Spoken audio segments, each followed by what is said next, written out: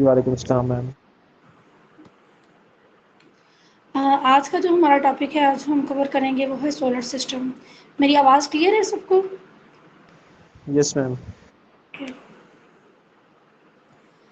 Ji, what is the solar system? Solar system को समझने से पहले हम थोड़ा सा कॉन्सेप्ट देखते हैं कि यूनिवर्स का।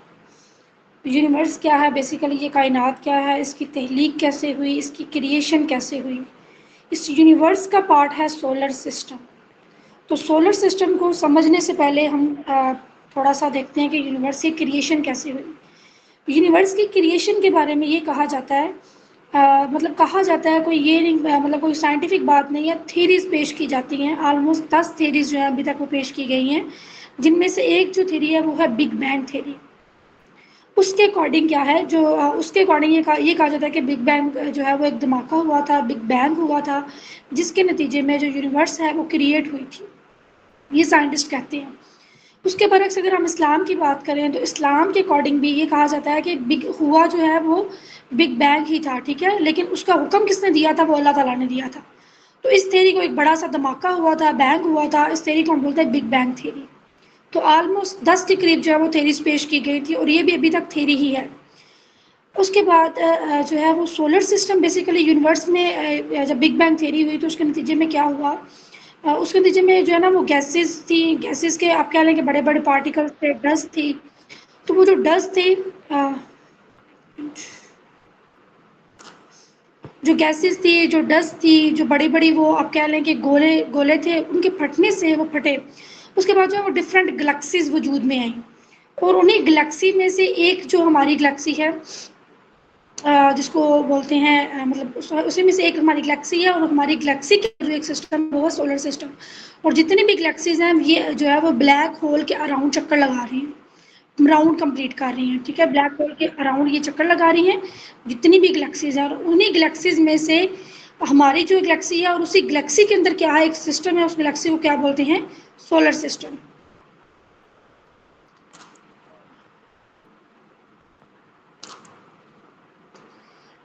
The solar system is the collection of glacial bodies bound by gravity to the sun.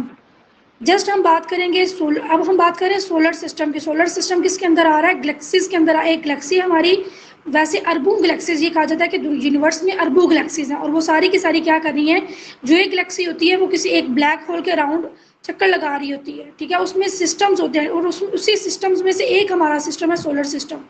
ये कहा जाता है कि जो गैलेक्सी थी उसके अराउंड इसी तरह जो गैसेस का मजमूआ था, गैसेस के आप कह लें कि बड़े बड़े जो है ना वो पार्टिकल्स, बड़े बड़े पार्टिकल्स थे वो, तो वो फटे, उनके फटने के नतीजे में क्या हुआ, हमारा सोलर सिस्टम बना। और उसी में जो सबसे ज़्यादा बनने वाली चीज़ थी सोलर सिस्टम के अंदर, मेन जो चीज़ है हमारे सोलर सिस्टम के अंदर, वो सन है, तो वो सन बना था, और उसके अराउंड क्या थे, वो डिफरेंट प्लैनेट्स बने थे।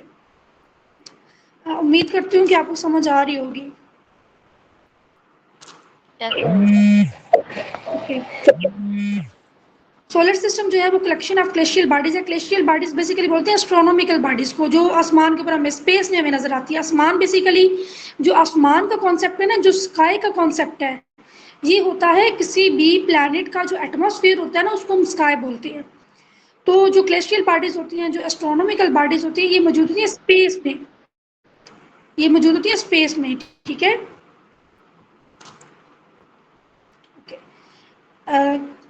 नेक्स्ट हम बात कर रहे थे कि हमारे सोलर सिस्टम के अंदर कौन कौन सी चीज़ें आती हैं। Number 1 is star. एक स्टार है जिसको जिसको बोलते हैं सन।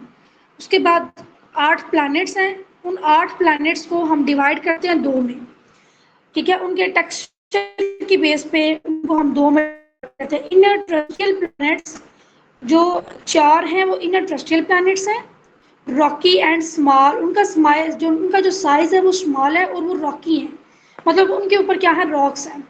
इनर टेरेस्ट्रियल प्लैनेट्स के ऊपर क्या है, रॉक्स हैं, और वो साइज में क्या है, स्मॉल है। टोटल कितने प्लैनेट्स हैं? टोटल 8 प्लैनेट्स हैं। जो इनर टेरेस्ट्रियल प्लैनेट्स हैं वो, उसमें आ जाता है अर्थ, वेनस, मरकरी और मार्स। उसके बाद 4 आउटर प्लैनेट्स हैं। जो 4 आउटर प्लैनेट्स हैं वो तो एक गैसियस होते हैं और दूसरा उनके ऊपर क्या है वो आइस भी हो सकती है और जायंट्स हैं, वो साइज में क्या है बड़े हैं वो, जैसे जुपिटर, यूरेनस, नेपच्यून और सैटर्न। अब ये जो जुपिटर है ना ये सबसे बड़ा, कह लें कि ये सबसे बड़ा प्लैनेट है और ये कहा जाता है कि ये वो प्लैनेट है जो अगर जुपिटर ना होता तो सन होता।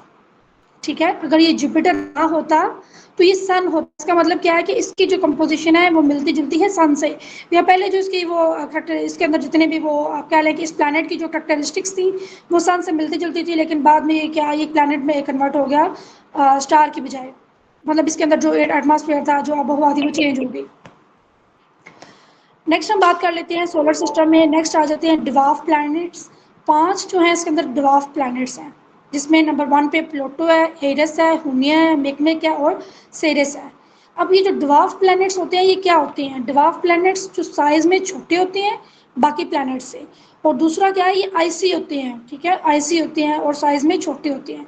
जो ये कहा जाता है कि जो प्लूटो है ये पहले इसको जो है वो प्लैनेट बोला जाता, मतलब ये दूसरे प्लैनेट्स में इंक्लूडेड था, इनर और आउटर प्लैनेट्स में, लेकिन 2006 में और आई गेस 2012 में क्या किया था, इसको उन्होंने जो है वो दूसरे प्लैनेट से निकालकर ड्वार्फ प्लैनेट्स की लिस्ट में शामिल कर दिया था। और इसके अलावा एक और इन्फॉर्मेशन आपसे शेयर करती चलूँ कि जो स्टार होता है उसकी अपनी रोशनी होती है। इसके अलावा जो प्लैनेट्स होते हैं उनकी अपनी रोशनी नहीं होती, वो क्या करते हैं वो स्टार से रोशनी लेते हैं। जैसा कि अगर हम बात करें अर्थ की बात करें तो हम रोशनी किससे ले रहे हैं? हम सूरज से रोशनी ले रहे हैं। इसी तरह बाकी जितने भी प्लैनेट्स हैं वो भी सूरज से ही रोशनी ले रहे हैं। सूरज क्या है? स्टार है, और बाकी सारे क्या है? प्लैनेट्स हैं। ओके, नेक्स्ट हम बात कर लेते हैं ओवर 200 मून्स। अब जो हमारा सोलर सिस्टम है ना इसमें तकरीबन 200 से ज़्यादा मून्स हैं। अब मून क्या होते हैं? वो बॉडी जो प्लैनेट के अराउंड ऑर्बिट करे, चक्कर लगाएगी, उसको हम क्या बोलेंगे? मून। स्टार के अराउंड जो बॉडी चक्कर लगा रही है उसको हमने नाम दे दिया प्लैनेट का।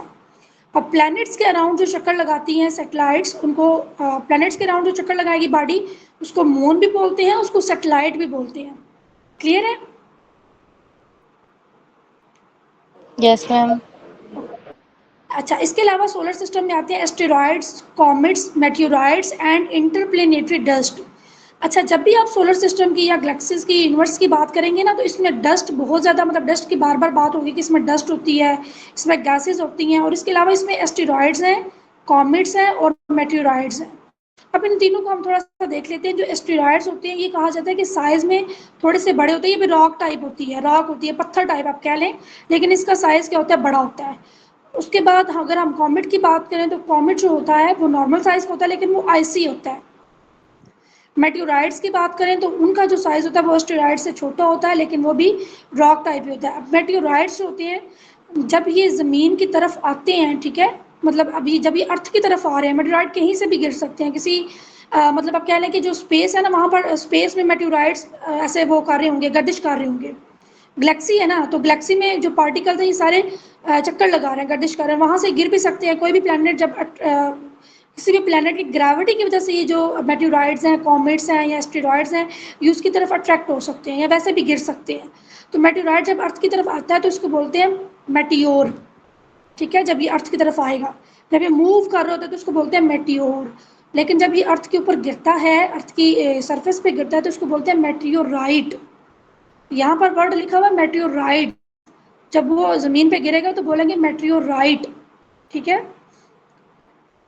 दे all go around the sun in a big circle called orbit. तो ये सारे क्या कर रहे हैं, जो प्लैनेट्स हैं ये सन के अराउंड चक्कर लगा रहे हैं, और जैसे ये सर्कल्स में चक्कर लगा रहे हैं उन सर्कल्स को हम क्या बोलते हैं? ऑर्बिट्स।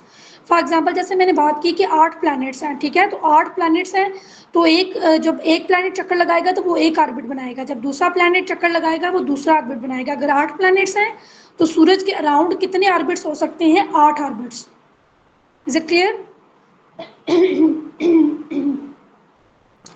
जी बच्चे, क्लियर है? ओके, नेक्स्ट हम यस ये देखते मैम। हैं, अगर इसको डायग्रामेटिकली व्यू देखते हैं। ये सबसे बाहर आपको, मतलब सबसे फर्स्ट नंबर पे आपको नजर आ रहा है सन। तो सन के जो करीब 3 प्लैनेट है वो है मरकरी। ठीक है, पहले ऑर्बिट में क्या है? मरकरी है। फिर नेक्स्ट हम चलते हैं तो दूसरे ऑर्बिट में हमारे पास क्या आ रहा है? वेनस आ रहा है। तीसरी ऑर्बिट में अर्थ है, तो इसका मतलब है सूरज से जो हमारा सियारा है वो तीसरे नंबर पे है। मरकरी जो है पहले नंबर पे है, वीनस दूसरे नंबर पे है और ज़मीन जो है वो तीसरे नंबर पे है। उसके बाद है मार्स। मार्स के बाद ये जो चार स्टार मतलब जो हमने प्लैनेट्स पढ़े हैं, ये इनके बारे में कहा जाता है कि ये क्या है, इनर टेरेस्ट्रियल प्लैनेट्स हैं, मतलब ये रॉकी प्लैनेट्स हैं। उसके बाद जो अगले चार आ जाते हैं उनके बारे में कहा जाता है कि ये गैसियस है और साइज में बड़े हैं। जैसे जुपिटर आपको नजर आ रहा है कि इसका साइज काफी बड़ा है। जुपिटर के बाद उसके बाद यूरेनस और लास्ट पे आ रहा है नेपच्यून। टोटल कितने प्लैनेट्स हो गए, 8। तो सूरज से सबसे दूर प्लैनेट कौन सा है, नेपच्यून। मतलब लास्ट पे कौन सा होगा, नेपच्यून। सेकंड लास्ट कौन सा है, यूरेनस। जमीन हमारी कौन से नंबर पे आ रही है, सूरज से तीसरे नंबर पे। सूरज के सबसे करीब सितारा कौन सा है, मरकरी। जो मार्स है जिसमें ये कहा जाता है कि लाइफ के एग्जिस्ट होने के चांसेस हो सकते हैं, मतलब अगर हम अर्थ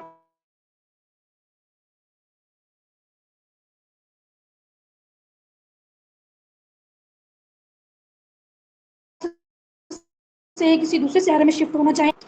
ओके, नेक्स्ट हम बात कर लेते हैं, सबसे पहले हम देखते हैं सन को। जो हमारा सोलर सिस्टम है ना, उसमें मेन जो चीज़ है वो सन है, क्योंकि बाकी जितने भी प्लैनेट्स हैं वो सन के अराउंड चक्कर लगा रहे हैं। सन और star with its own light. जो सन है ये हमारा ये स्टार है, और जो स्टार होता है उसकी अपनी रोशनी होती है, ठीक है। जो प्लैनेट्स होते हैं उनकी अपनी रोशनी नहीं होती, वो रोशनी लेते हैं सन से या स्टार से रोशनी लेते हैं। नेक्स्ट है red dwarf, now yellow dwarf. इसको पहले रेड डवार्फ बोला जाता था, मतलब इसका जो कलर था वो रेड था, क्योंकि ये रोशनी प्रोड्यूस करता है, इसके अंदर रोशनी बनती है। नेक्स्ट हम ये भी देखेंगे कि इसके अंदर रोशनी कैसे बनती है सूरज के अंदर। या सूरज के अंदर अगर इतना ज़्यादा टेम्परेचर है तो इतना ज़्यादा टेम्परेचर किस वजह से है। जब शुरू में सूरज बना था तो उस वक्त जो है इसको रेड डवार्फ बोला जाता था। अभी जो है इसका जो नाम है वो है येलो डवार्फ। और एंड दिस इज सेट कि एक वक्त आएगा जब सूरज के अंदर जितनी भी रोशनी है वो ठंडी हो जाएगी, ठीक है, जब क़यामत आएगी। तो वैसे भी मतलब साइंटिस्ट भी ये कहते हैं, क्योंकि उसके अंदर जो हाइड्रोजन है वो कन्वर्ट हो रहा है हीलियम में। तो जितना ज़्यादा हाइड्रोजन हीलियम में कन्वर्ट होगा उतना ज़्यादा सूरज क्या होगा, पहले तो उसके अंदर वो एनर्जी बन रही है, रोशनी बन रही है, तो जब सारा का सारा हाइड्रोजन यूटिलाइज हो जाएगा तो सूरज ठंडा हो जाएगा। तो उस वक्त उसको नाम दे दिया जाएगा वाइट डवार्फ का। तो ये आपने याद रखना है कि रेड डवार्फ, येलो डवार्फ और वाइट डवार्फ हमने इसको कब बोलना है। नेक्स्ट अगर हम इसकी बात करें मैस की, तो पूरे सोलर सिस्टम में 99.86% जो मैस है वो सूरज का है। तो आप हिसाब लगा लें कि सोलर सिस्टम में जो मेन चीज़ है वो सन है। सबसे ज़्यादा जो रोल प्ले कर रहा है वो सन प्ले कर रहा है, क्योंकि सन का मैस बहुत ज़्यादा है। अब चूंकि इसका मैस बहुत ज़्यादा है तो इस ये जो है ना, इसके अंदर जो फोर्स ऑफ अट्रैक्शन है, ग्रेविटी है, वो भी बहुत ज़्यादा है। तो ग्रेविटी की या अट्रैक्शन की वजह से ये क्या करता है, प्लैनेट्स को अपनी तरफ अट्रैक्ट करता है। तो प्लैनेट्स क्या करते हैं, इसके अराउंड चक्कर लगाते हैं, इसके ग्रेविटी या फोर्स की वजह से। और वो जो फोर्स है उसके ज़्यादा होने की वजह क्या है, इसका मैस, जो कि सबसे ज़्यादा है। किसी भी चीज़ के अंदर अट्रैक्शन सबसे ज़्यादा तब होगी, जब ज़्यादा वो अट्रैक्ट तब करेगा जब उसका मैस ज़्यादा होगा। नेक्स्ट हम बात कर लेते हैं, जी बच्चे समझ आ रही है आपको। अच्छा, मुझे काइंडली साथ साथ बताते जाएं, अगर कहीं से समझ नहीं आती तो आप क्वेश्चन भी पूछ सकते हैं।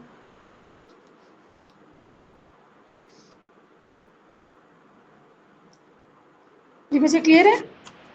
यस मैम, क्लियर है, समझ आ रही है सारी। नेक्स्ट जो है इसके टेम्परेचर की बात करें तो इसका जो इनर टेम्परेचर है सूरज का वो 15 से 20 मिलियन डिग्री सेंटीग्रेड है, ठीक है, 15 से 20 मिलियन। तो ये जो फिगर्स हैं ये आपने याद रखनी है, बेसिकली ये बीपीएससी के हवाले से इंपॉर्टेंट है, इस वजह से यहाँ पे मैंने ऐड की हुई है। जो इसके आउटर सरफेस का टेम्परेचर है वो ऑलमोस्ट 6000 डिग्री है, ठीक है, 6000 डिग्री सेल्सियस है। और इनर जो है वो 15 से 20 मिलियन है। उसके बाद अगर हम बात करें तो जो हमारा सोलर सिस्टम है वो कितना पुराना है, 4.6 बिलियन ईयर्स एगो, ठीक है, 4.6 बिलियन ईयर्स इसकी एज है। तो ये भी आपने याद रखनी है। नेक्स्ट एनर्जी सोर्सेज, जो सूरज है उसके अंदर रोशनी कैसे बनती है, कैसे आती है, इसके अंदर एक प्रोसेस होता है, उस प्रोसेस को हम नाम देते हैं न्यूक्लियर फ्यूजन का। ये याद रखना है आपने, सूरज के अंदर कौन से प्रोसेस से एनर्जी बनती है, न्यूक्लियर फ्यूजन से एनर्जी बनती है। जैसे जो एटॉमिक बॉम्ब होते हैं उनके अंदर जो काम होता है वो न्यूक्लियर फिशन का हो रहा होता है, उसमें हीलियम से हाइड्रोजन बनता है, लेकिन इसमें क्या होगा, हाइड्रोजन होगा ज़्यादा, और हाइड्रोजन के मिलने से क्या बनेगा, हीलियम बनेगा। और हीलियम के जो पार्टिकल फर्दर हीलियम बनेगा, नेक्स्ट उससे क्या होगा, प्रोटॉन्स बनेंगे और फर्दर जो आप कह लें कि फोटॉन्स, एनर्जी बनेगी सूरज के अंदर। तो हाइड्रोजन की जो अमाउंट है, जो कंसंट्रेशन है सन के अंदर, वो कितनी परसेंट है उसकी?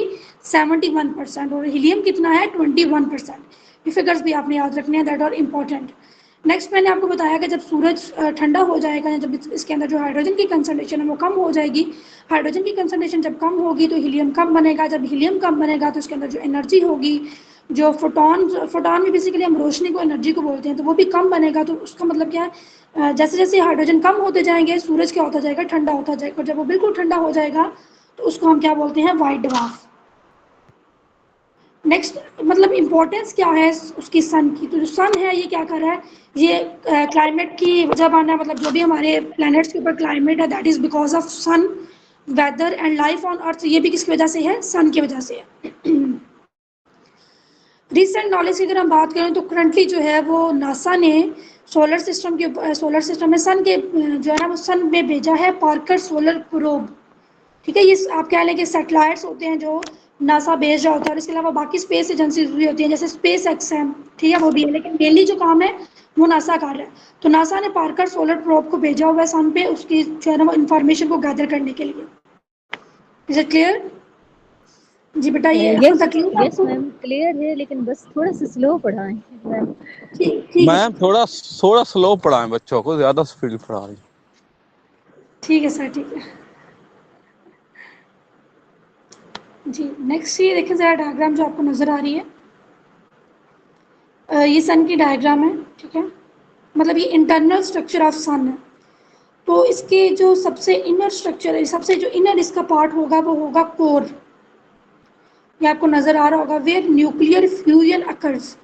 तो ये भी क्वेश्चन पूछ सकते हैं आपसे कि सन में न्यूक्लियर फ्यूजन कहाँ पर होती है, कौन से पार्ट में होती है?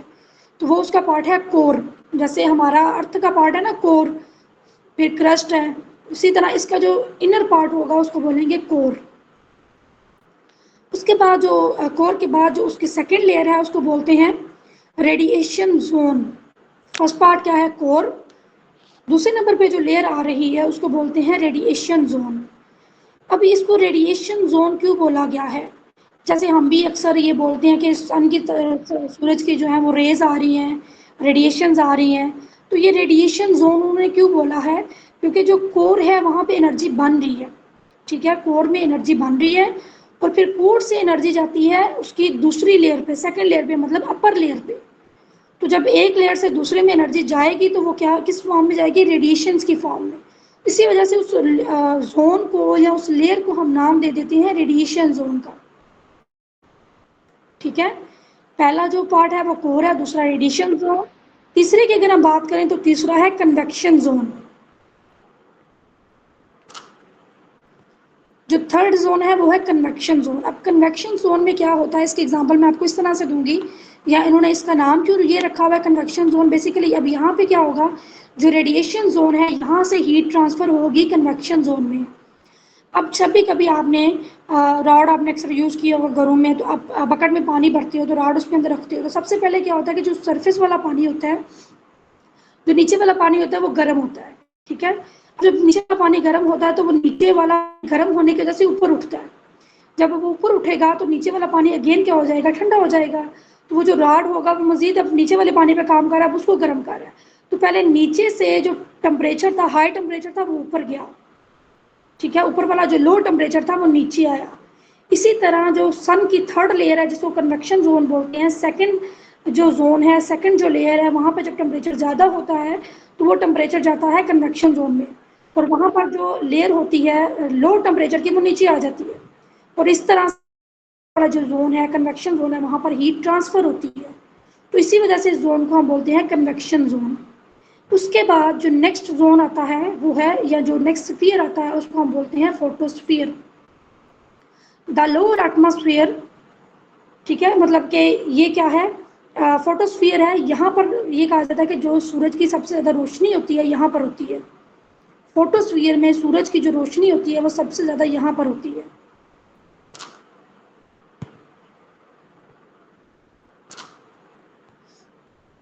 उसके बाद क्रोमोस्फीयर की बात कर ले। क्रोमोस्फीयर का जो कलर होता है वो ऑरेंज रेड लेयर होता है of atmosphere, thousands of miles thick. इसकी थिकनेस बहुत ज़्यादा होती है और ये कहा जाता है कि जब सोलर इक्लिप्स होता है तो उस वक्त जो हमें कलर नज़र आता है वो क्रोमोस्फीयर का कलर नज़र आता है जो ऑरेंज या रेड कलर का होता है। और लास्ट पार्ट जो है इसका वो है corona, upper most part of atmosphere millions of miles thick. इसकी जो थिकनेस होती है वो मिलियंस ऑफ माइल्स होती है। और नीचे जो आपने क्रोमोस्फीयर देखा इसकी जो थिकनेस है वो 1000 ऑफ माइल्स है, ये आपने याद रखना है। नीचे वाले की जो थिकनेस है वो 1000 ऑफ माइल है और जो कोरोना है उसकी जो थिकनेस है वो मिलियंस ऑफ माइल्स है। जी क्लियर हो गया सन का स्ट्रक्चर?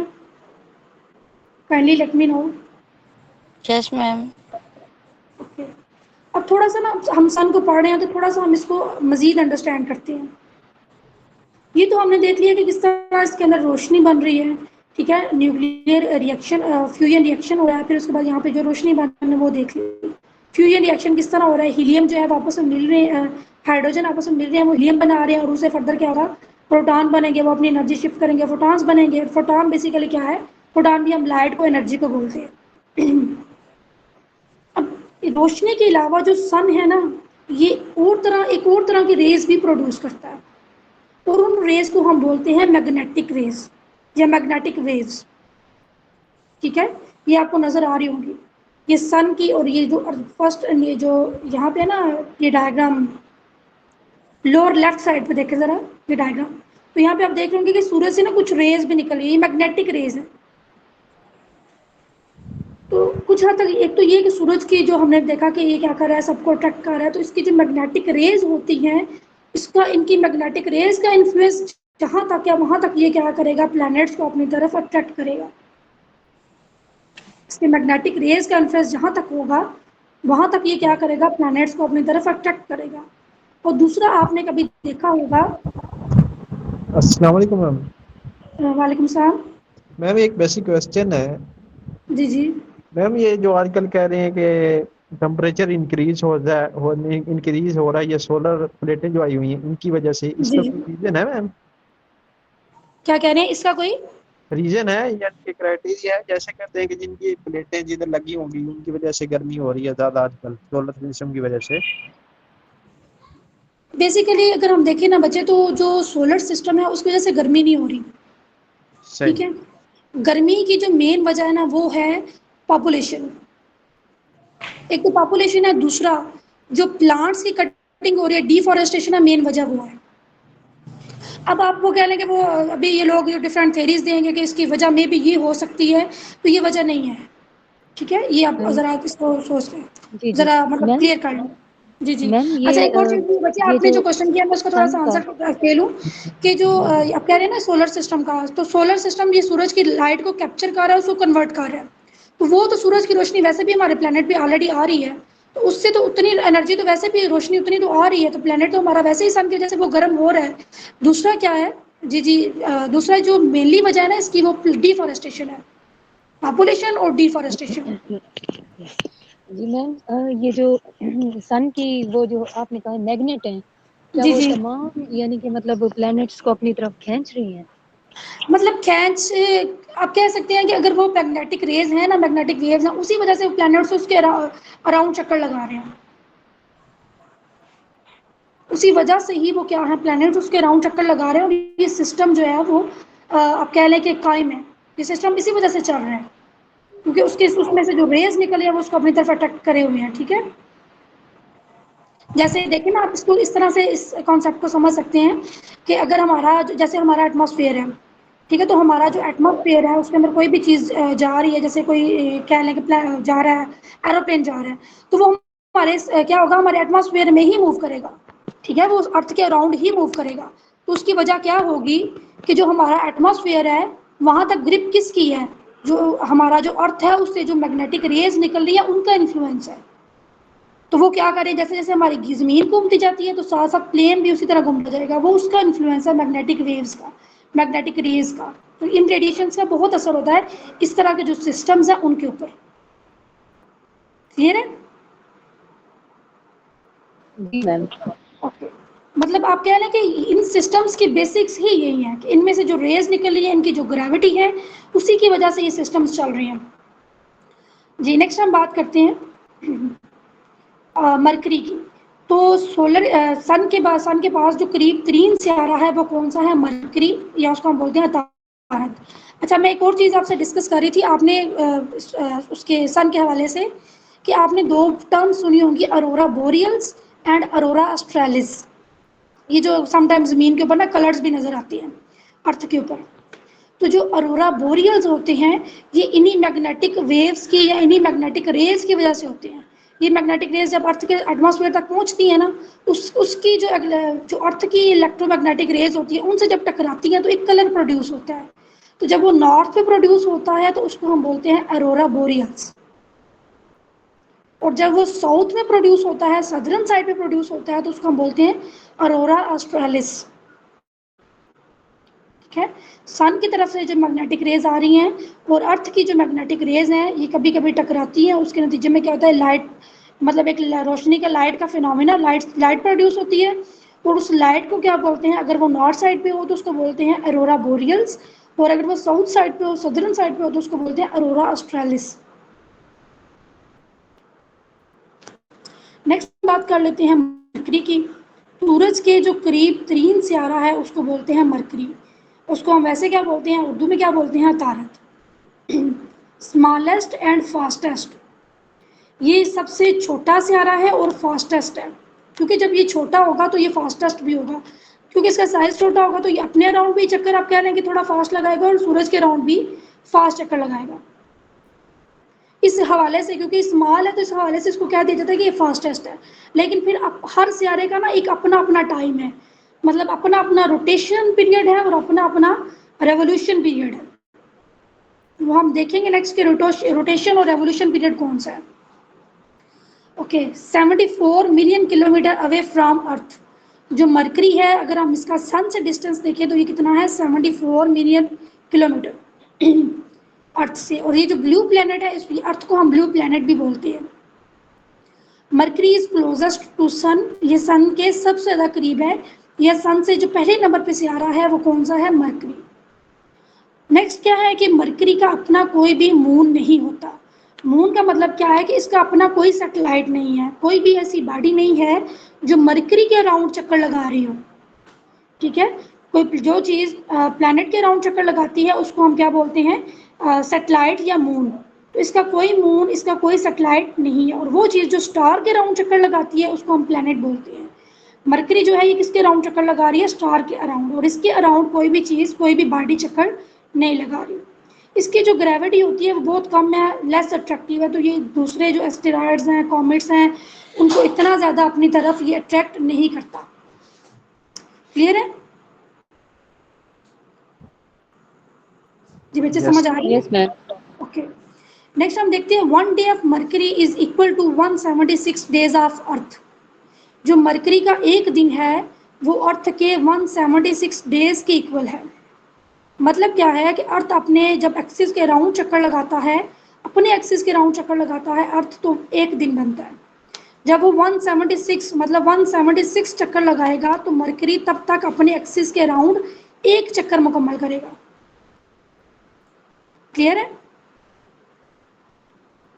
इसका मतलब ये क्या है कि इसके जो डेज हैं वो क्या होते हैं, लंबे होते हैं। Is it clear?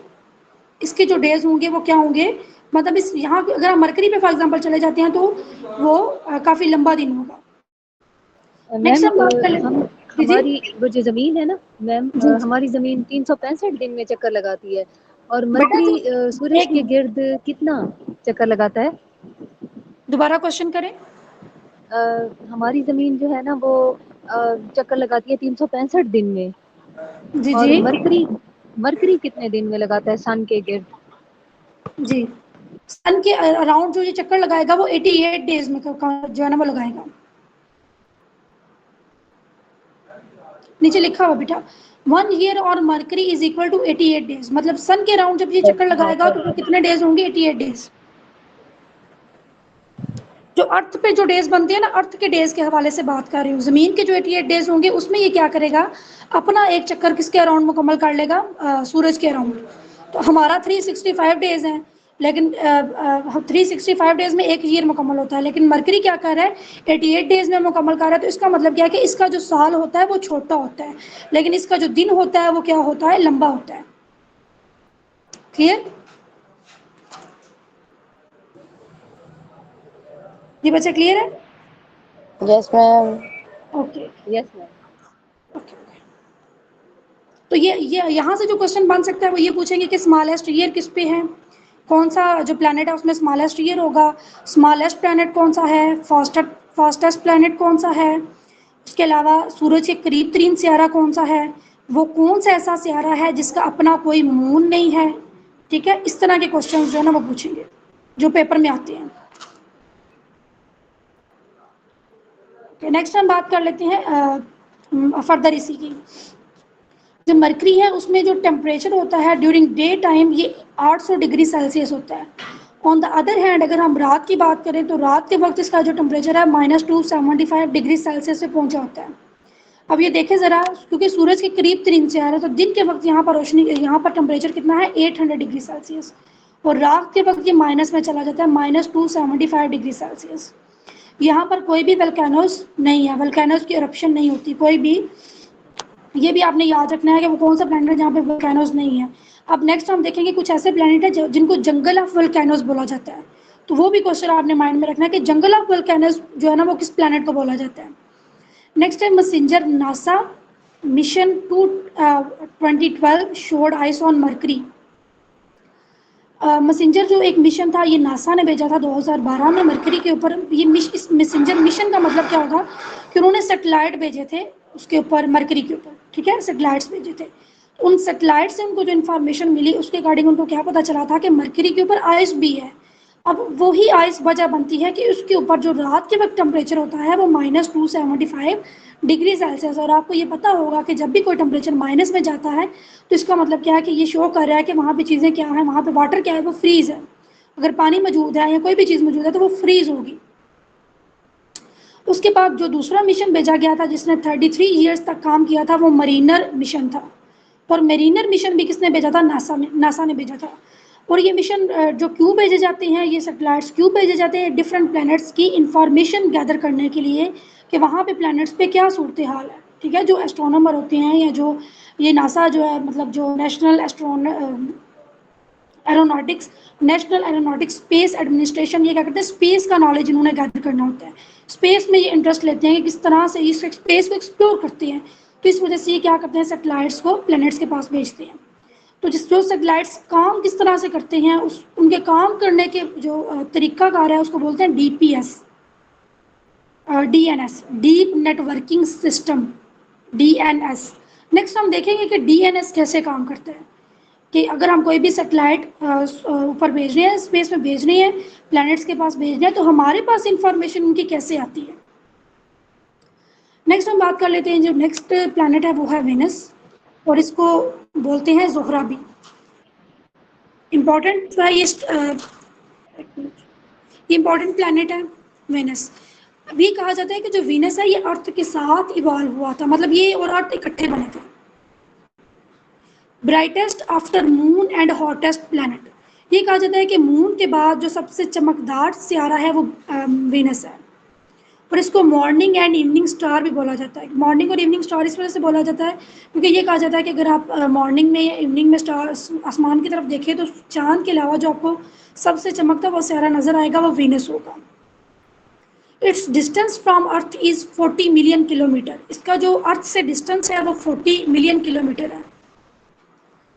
अगर हम बात करें मरकरी की तो वो था 74 मिलियन किलोमीटर अवे, और अगर हम बात करें वीनस की तो ये है 40 मिलियन किलोमीटर अवे, मतलब वीनस सूरज के करीब है और मरकरी सूरज से दूर है।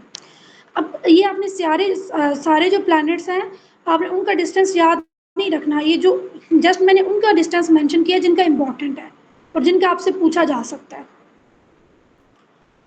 नेक्स्ट पैरेलल टू अर्थ, ये जो प्लैनेट है वीनस ये अर्थ के पैरेलल है, मतलब अर्थ के साथ। ये कहा जाता है कि जब अर्थ की क्रिएशन हुई थी साथ ही जब अर्थ बना था साथ ही क्या बना था, वीनस बना था, और ये दोनों क्या है, पैरेलल है एक दूसरे के। इवन कि ये भी कहा जाता है कि जब अर्थ और वीनस बने थे तो इन दोनों का जो क्लाइमेट था वो बिल्कुल सेम था।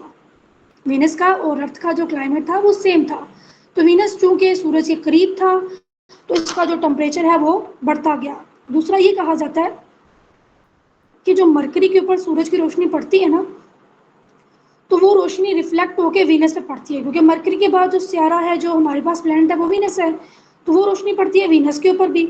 मरकरी पे पड़ रही है और मरकरी से रोशनी पड़ रही है वीनस पे। दूसरा, डायरेक्ट सूरज से भी रोशनी पड़ रही है वीनस पे, तो इस वजह से यहाँ पर रोशनी ज़्यादा पड़ रही है, तो यहाँ पर टेम्परेचर क्या हो जाता है, ज़्यादा। इसके अलावा ये कहा जाता है कि यहाँ पे जो एटमॉस्फेरिक प्रेशर है वो भी ज़्यादा है और एटमॉस्फेयर जो लेयर है वो भी ज़्यादा है।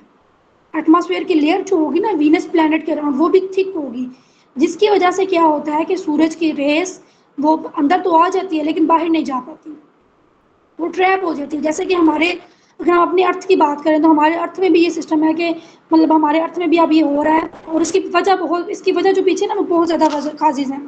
तो ये काज नहीं हम कह सकते कि एक काज है कि सूरज की रोशनी ज़मीन पे तो आ रही है लेकिन ज़मीन से देन एटमॉस्फेयर से बाहर स्पेस में नहीं जा रही, बल्कि वो ज़मीन के अंदर ट्रैप होकर रह जा रही है, जिसकी वजह से ज़मीन का टेम्परेचर जो है वो बहुत ज़्यादा हो रहा है। और आजकल अगर आप बात करें तो पूरी दुनिया का जो मसला है, वर्ल्ड प्रॉब्लम जो है वो यही है, वो है ग्लोबल वार्मिंग। मतलब पूरी दुनिया का जो मसला है वो ग्लोबल वार्मिंग है। ये नहीं कि जो डेवलपिंग कंट्रीज़ हैं उनका मसला है, जो डेवलप्ड कंट्रीज़ हैं उनका मसला नहीं है, तो ये पूरी दुनिया का मसला है और मेजर मसला है। और इसकी वजह ये भी कहा जा रही है कि जब पॉपुलेशन ज़्यादा होगी तो उसकी वजह से इसके जो काजेज़ हैं वो ज़्यादा से ज़्यादा होते जा रहे हैं। काजेज़ अब डिफरेंट हो सकते हैं, डिफॉरेस्टेशन, एफॉरेस्टेशन और बाकी बहुत ज़्यादा। नेक्स्ट हम बात कर लेते हैं इसके टेम्परेचर की बात कर रहे थे हम। तो इसी तरह अब ज़मीन पे जो टेम्परेचर ज़्यादा हो रहा है, तो वीनस पे भी टेम्परेचर ज़्यादा होने की वजह यही है। उसके बाद sun rise from west to east in clockwise. जो वीनस है वहाँ पे जो सूरज कहा जाता है कि वेस्ट से निकलता है टू ईस्ट, और ये इसकी जो मूवमेंट होती है वो क्लॉकवाइज होती है। ठीक है, मूवमेंट क्या होगी, क्लॉकवाइज। बाकी जितने भी प्लैनेट्स हैं वो एंटी क्लॉकवाइज मूव करते हैं। जैसे हमारा प्लैनेट तो यहाँ पे जो सूरज निकलता है वो ईस्ट से निकलता है और वेस्ट की तरफ जाता है, लेकिन यहाँ से निकलेगा, वेस्ट से निकलेगा और ईस्ट की तरफ जाएगा, और उसकी जो रोटेशन होगी वो क्लॉकवाइज होगी। जैसे घड़ी की सुइयां मूव करती है ना, वैसे होगी, वेस्ट से ईस्ट की तरफ। All other planets except Uranus, जो यूरेनस है वहाँ पर भी जो मूवमेंट है वो वेस्ट टू ईस्ट है और क्लॉकवाइज है। ये अपने याद रखना है, ये इंपॉर्टेंट चीज़ है। अब हमारी जो अर्थ है उसकी जो मूवमेंट है वो ईस्ट टू वेस्ट है और एंटी क्लॉकवाइज है। 1 day of Venus equal to 243 days of earth. जो वीनस का एक दिन है वो किसके इक्वल होता है, अर्थ के 243 डेज के। इसका मतलब ये है कि जो वीनस है उसके ऊपर भी जो दिन है वो काफ़ी लंबा होता है। और उसके बरअक्स अगर हम बात करें साल की, तो वीनस के ऊपर 225 दिनों का एक साल होता है, लेकिन अर्थ के ऊपर 365 दिनों का एक साल होता है। मतलब ये है कि वीनस के ऊपर साल जो है वो अर्थ के साल की निस्बत थोड़ा सा छोटा होता है। क्लियर है जी बच्चे, क्लियर है? Yes ma'am. ओके, नेक्स्ट हम बात कर लेते हैं शॉवर्स सल्फ्यूरिक एसिड, मतलब एसिडिक रेन। अब ये कहा जाता है कि वीनस ऐसा प्लैनेट है कि वहाँ पर जो बारिश होती है वो एसिडिक रेन होती है, वो सल्फ्यूरिक एसिड वहाँ पे जो है वो शावर होता है। तो इसका मतलब क्या होगा कि उनके एटमॉस्फेयर में जो H2SO4 है वो ज़्यादा होगा। Gases encircle the Venus up to 250 kilometre. तो इसके जो एटमॉस्फेयर की लेयर होगी वो 250 किलोमीटर मोटी हो सकती है, मोटी होगी, जिसकी वजह से टेम्परेचर अंदर तो आ जाता है लेकिन फिर बाहर नहीं जा पाता। उसके बाद जो वीनस है इसको हम जंगल ऑफ वोल्केनोज भी बोलते हैं। यहाँ पर वोल्केनोज बहुत ज़्यादा, मतलब यहाँ पर आतिशफशाई का अमल बहुत ज़्यादा होता है, लावा बहुत ज़्यादा निकलता है। नेक्स्ट देखते हैं, there are 5 types of hurricanes with highest speed of 250 kilometre per hour. Hurricanes, अच्छा हुरिकेनोज बेसिकली क्या होता है, अब कह लें कि जो ये एक तरह की तूफान हवा की मूवमेंट होती है। जब हवा तेज़ी से मूव करती है ना तो उसको हुरिकेनो बोलते हैं। अब अर्थ के ऊपर कहा जाता है कि 5 तरह के हुरिकेनोज हैं, मतलब 5 टाइप हैं हुरिकेनोज की।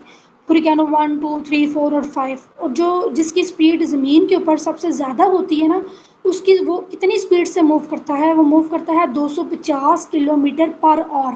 मतलब 1 घंटे में वो 250 किलोमीटर का फासला तय करेगा, वो हवा की स्पीड, और उस 250 किलोमीटर एरिया के अंदर जो भी चीज़ आएगी वो उसको उखाड़ लेगा, चाहे वो कोई घर है, चाहे वो प्लांट्स हैं, चाहे वो एनिमल्स हैं, चाहे वो इंसान है, वो क्या करेगा, उसको अपने अंदर जो है वो ले लेगा। ठीक है, वो फिर वो जो बॉडी होगी वो भी उस हुरिकेनों के साथ साथ मूव करेगी।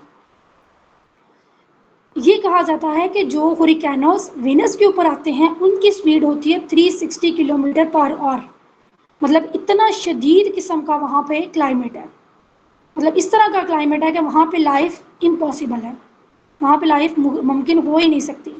क्योंकि जितने भी जो साइंटिस्ट हैं जो स्पेस को स्टडी करते हैं, तो उनका यही पर्पज़ है ना कि वो किसी तरीके से प्लैनेट्स को स्टडी करें, वो ये देखें कि कौन सा ऐसा प्लैनेट है जहाँ पे लाइफ एग्जिस्ट कर सकती है, कहाँ पे वो शिफ्ट हो सकते हैं ज़मीन को छोड़ के। जी बच्चे क्लियर है, समझ आ रही है? बच्चे अगर कोई भी आपका क्वेश्चन है तो आप साथ साथ पूछ सकते हैं।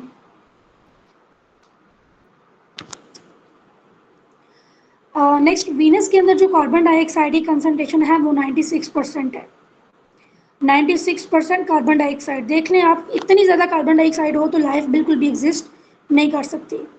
अब ये तो अच्छा, आप जितने भी स्टूडेंट्स यहाँ पे मौजूद हैं, क्या आप मुझे बताएंगे कि जो अगर यहाँ पे 96% कार्बन डाइऑक्साइड है और अगर यहाँ पे 4% ऑक्सीजन हो, ठीक है, थोड़ा क्वेश्चन गौर से सुनिएगा, 4% ऑक्सीजन हो तो क्या इंसान वहाँ पे एग्जिस्ट कर सकता है?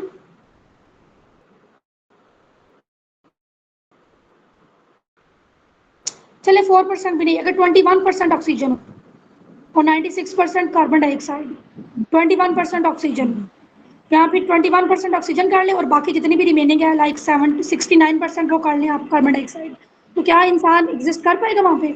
आई थिंक नहीं। क्यों, क्या वजह है इसकी, किसी को पता है? Anyone please? नहीं। क्योंकि मैम हम लोग ऑक्सीजन इनहेल करते हैं, कार्बन डाइऑक्साइड की फॉर्म में जो गैस हम एक्सहेल करते हैं वो कार्बन डाइऑक्साइड होती है। तो अगर एक्सेस ऑफ कार्बन डाइऑक्साइड होगी और हम भी जब एक्सहेल करेंगे तो हम तो इसका मतलब हम सांस ही नहीं ले पाएंगे, क्योंकि सांस तो हम ऑक्सीजन की वजह से लेते हैं।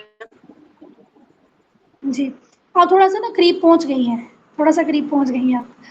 मैम आई तो थिंक अच्छा, ये जो है जी ना जी कार्बन डाइऑक्साइड ज्यादा हो जाएगी अगर हम जब सांस बाहर निकालेंगे, एक्सहेल करेंगे।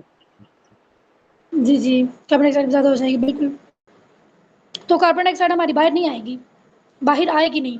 थोड़ा सा इसका ना थोड़ा सा फिनोमेना मैं आपको समझा देती हूँ, क्योंकि ये भी हमने जनरल साइंस में आगे भी पढ़ना ही है इसको। तो होता क्या है कि जो हवा होती है, जो गैस होती है, वो क्या कहाँ से कहाँ मूव करती है, वो हमेशा अपने हाई प्रेशर से मूव करती है टुवर्ड्स लो प्रेशर।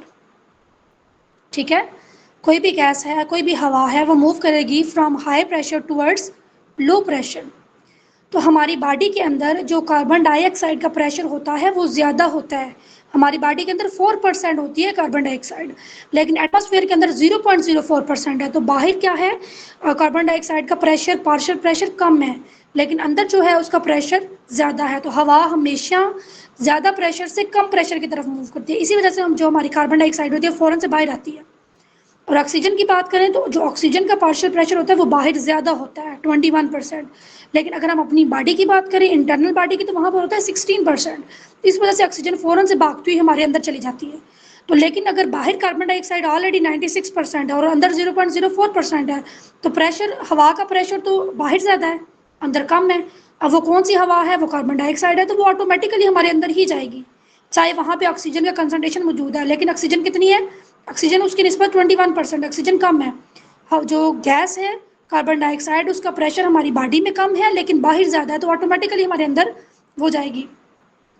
ये आपने ना, मतलब ये रिसेंट ईयर में आपने वो एक देखा होगा जो हादसा हुआ था इधर मरी में, कि वो लोगों ने वो अपनी गाड़ियों में बंद थे और उनकी डेथ हो गई थी। उसकी वजह यही थी कि उनकी जो गाड़ियाँ, उनके अंदर कार्बन मोनोऑक्साइड ज़्यादा हो गई थी। तो जब कार्बन मोनोऑक्साइड की कंसनट्रेशन बाहर ज़्यादा हो गई थी एटमॉस्फेयर में, अंदर क्या था, प्रेशर कम था, तो ऑटोमेटिकली वो उनकी बॉडी के अंदर चल जाती गई। वो सांस नहीं भी ले रहे थे फिर भी नोज़ के ज़रिए, वो आस्ता आस्ता डिफ्यूजन प्रोसेस के ज़रिए उनकी बॉडी में जा रही थी। जी बच्चे समझ आ गई आपको? Yes ma'am.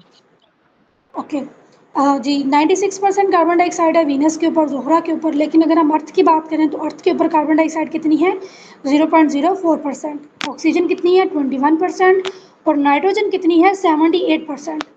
ये जो MCQ था ये भी पूछ लेते हैं कि कितनी कंसंट्रेशन है नाइट्रोजन की, कितनी ऑक्सीजन की और कितनी कार्बन डाइऑक्साइड की। No water longest day, Zohra के ऊपर पानी नहीं है और दिन क्या होता है इनका लंबा होता है। जैसा हमने ये देखा कि इनका एक दिन और हमारी अर्थ के 243 डेज, तो इसका मतलब ये कि वहाँ पे दिन काफ़ी लंबा होगा। A large amount of granite, अब ऊपर मैंने बताया कि नो वाटर, नीचे मैं कह रही हूँ a large amount of granite. तो जो जितने भी इन्होंने सैटेलाइट्स भेजे हैं ना, मतलब वीनस के ऊपर जो सैटेलाइट्स भेजे हैं उनके ज़रिए उनको ये पता चला है कि वहाँ पे ग्रेनाइट है। तो ग्रेनाइट बेसिकली पत्थर होता है और ये कहा जाता है कि उस पत्थर, वो जो पत्थर है वो पानी के अंदर बनता है। तो एक अंदाजे के मुताबिक ये थेरीज ही हैं, सोलर सिस्टम में मोस्टली हम जो देखते हैं ना ये थेरीज ही हैं। तो एक थेरी के अकॉर्डिंग ये कहा जाता है कि यहाँ पे पहले पानी मौजूद था, फिर वीनस जो कि सूरज के करीब है, तो सूरज के करीब होने की वजह से, टेम्परेचर ज़्यादा होने की वजह से इसके अंदर जो पानी था वो आस्ता आस्ता खत्म हो गया, जितनी भी आइस थी वो मेल्ट हो गई। Millions of years ago, Venus was exactly like Earth. Within the time it got closer to Sun, and its temperature increased up to 471 degree Celsius. पहले ही क्या था, अर्थ जैसा था, और फिर वक्त के साथ साथ क्या हुआ, ये सूरज के करीब, चूँकि ये सूरज के करीब है, अर्थ की निस्बत ये दूसरे नंबर पे है। और इसके अलावा जैसे मैंने आपको पहले बताया कि मरकरी से भी लाइट इसके ऊपर आ रही है, सूरज से भी आ रही है, और इसका एटमॉस्फेयर काफ़ी थिक है, लाइट इसके अंदर ट्रैप हो जाती है, तो इसका टेम्परेचर उसकी वजह से ज़्यादा हो गया और मतलब पहुँच गया 471 डिग्री सेल्सियस तक। नेक्स्ट हम बात करते हैं in 1 March 1966 Soviet Union started a plan named Venera 3 on Mars. मतलब 1966 में सबसे पहले जो सोवियत यूनियन था उसने वीनस पे अपना एक मिशन भेजा था और उसको बोलते हैं वनेरा 3। तो वनेरा क्या हो गया था, हाई टेम्परेचर की वजह से वो कोलैप्स हो गया था। फिर बाद में इन्होंने क्या किया, वनेरा 4, वनेरा 5, वनेरा 6 और वनेरा 7 जो मिशन थे वो भी भेजे थे। अब ये वनेरा क्या है, बेसिकली ये सैटेलाइट है, क्योंकि ये वीनस पे गया था तो उन्होंने उसको एक खास नाम दे दिया वनेरा का। पहले जो उन्होंने भेजा वो वनेरा 3 था, फिर उन्होंने जो भेजा वो वनेरा 4, देन 5, देन 6, और जैसे जैसे वो भेजते गए तो फिर उसका नाम भी क्या करते गए, वो बढ़ाते गए। ये कहा जाता है कि जो वनेरा 8, वनेरा 9 था वो 53 मिनट्स तक रुका था वहाँ पे वीनस के ऊपर। और वनेरा 13 जो उन्होंने भेजा था उसने कुछ कलरफुल इमेजेस दिए थे वीनस के 1985 में। और ये किसने भेजे थे, ये नासा ने भेजे थे।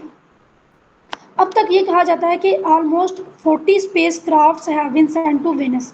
तो वीनस में अभी तक 40 स्पेस क्राफ्ट भेजे जा चुके हैं। जी बच्चे क्लियर है यहाँ तक? नेक्स्ट एक और मिशन जो है वो वीनस पे भेजा गया था, उसको बोलते हैं NASA pioneer Venus orbiter mission.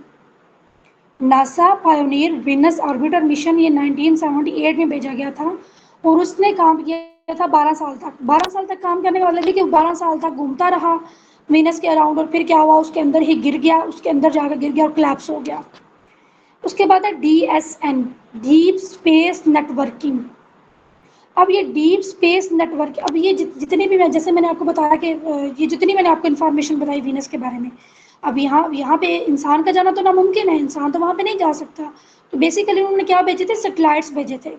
उन सैटेलाइट से इंफॉर्मेशन क्या हुई थी, अर्थ पे आई थी, और जिसके ज़रिए वो कम्युनिकेशन होती है ना इनके दरमियान, सैटेलाइट्स के दरमियान, उसी कम्युनिकेशन को हम बोलते हैं डीप स्पेस नेटवर्किंग। सैटेलाइट्स होते हैं, वो सैटेलाइट्स क्या करते हैं, वो सिग्नल्स को, वो इन्फॉर्मेशन वहाँ से लेते हैं, पिक्चर्स लेते हैं, और वो pictures in the form of wave, in the form of light वो पहुँचते हैं जो हमारी अर्थ के अराउंड सैटेलाइट्स हैं वहाँ पे। वो जो हमारी अर्थ के अराउंड सैटेलाइट्स होते हैं जब वहाँ पे पहुँचते हैं, वहाँ पे सिग्नल्स पहुँचते हैं, फिर वो सैटेलाइट्स जो आप कह लें कि रिस्पेक्टिव जो होगा ना ऑफिस जहाँ पे बैठ के वो सारा स्पेस को स्टडी कर रहे होंगे, वहाँ पे फिर वो इन्फॉर्मेशन जाएगी, और फिर वहाँ पे जो बैठे हुए लोग होंगे वो इस सारी इन्फॉर्मेशन को इंटरप्रेट करेंगे, उन सिग्नल्स को इंटरप्रेट करेंगे। क्लियर है? और इसी को बोलते हैं डीप स्पेस नेटवर्किंग। अब दूसरे नंबर पे मतलब जो दूसरी चीज़ है यहाँ पे जो मैं आपसे डिस्कस करना चाह रही हूँ वो ये है कि जितने भी प्लैनेट्स हैं वो सारे अपने एक्सिस के अराउंड भी जो है वो क्या कर रहे हैं, घूम रहे हैं, सूरज के अराउंड भी घूम रहे हैं। इसी तरह अर्थ क्या है, वो अपने एक्सिस के अराउंड भी चक्कर लगा रही है, सूरज के अराउंड भी चक्कर लगा रही है। तो जो सैटेलाइट्स इन्होंने भेजे हुए अर्थ पे, वो भी जैसे जैसे ज़मीन हरकत करेगी, जैसे जैसे ज़मीन चक्कर लगाएगी, सैटेलाइट्स भी साथ साथ जो है ना वो चक्कर लगाते जाएंगे। तो जब वो चक्कर लगाएंगे सैटेलाइट्स, तो हो सकता है एक ऐसा वक्त आए कि वो सैटेलाइट जो अर्थ पे सैटेलाइट था और वीनस पर सैटेलाइट था, और वो दोनों एक दूसरे के सामने थे। जब वीनस ने मूवमेंट की, जब वीनस ने चक्कर लगाया, तो वो चक्कर लगा के थोड़ा आगे चला गया। इसी तरह जो अर्थ पे सैटेलाइट था वो भी चक्कर लगा के आगे चला गया। अब वो वक्त आया कि जब वीनस के ऊपर भी कोई सैटेलाइट नहीं है और ज़मीन पे भी कोई सैटेलाइट नहीं है, तो कम्युनिकेशन फिर नहीं होगी। बात समझ रहे हैं? तो इस वजह से जो सैटेलाइट्स होते हैं वो जगह जगह पे होते हैं। मतलब ये नहीं कि एक सैटेलाइट है, मतलब इतने सैटेलाइट्स होंगे कि वो पूरे हमारे अर्थ के अराउंड चक्कर लगा रहे हैं। हमारी पूरी अर्थ के अराउंड क्या होंगे? सैटेलाइट्स होंगे। और इसी तरह वहाँ पे हमने अगर एक सैटेलाइट भेजा है तो वहाँ पे छोटे छोटे और भी इस तरह के आप कह लें कि वो स्पेस क्राफ्ट भेजे गए होंगे जो सिग्नल्स को ट्रांसमिट करेंगे। अगर वो स्टार वो प्लैनेट मूव भी कर रहे हैं फिर भी सिग्नल्स क्या होंगे? ट्रांसमिट होंगे। जी बच्चे समझ आ रही है?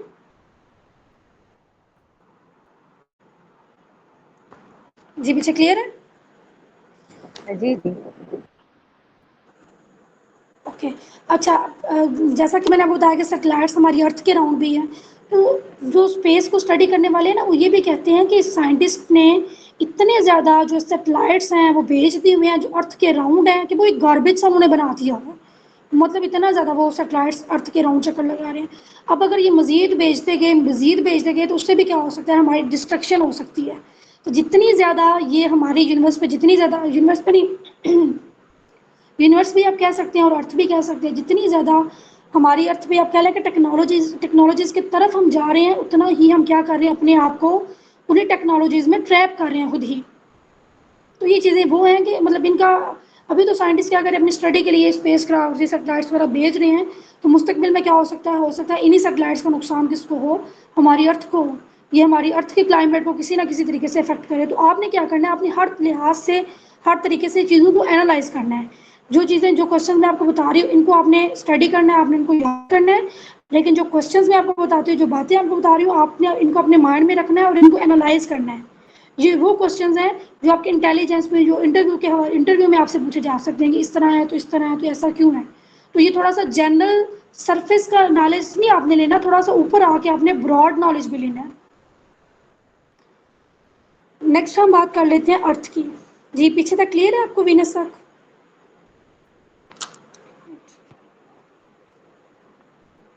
जी मैम।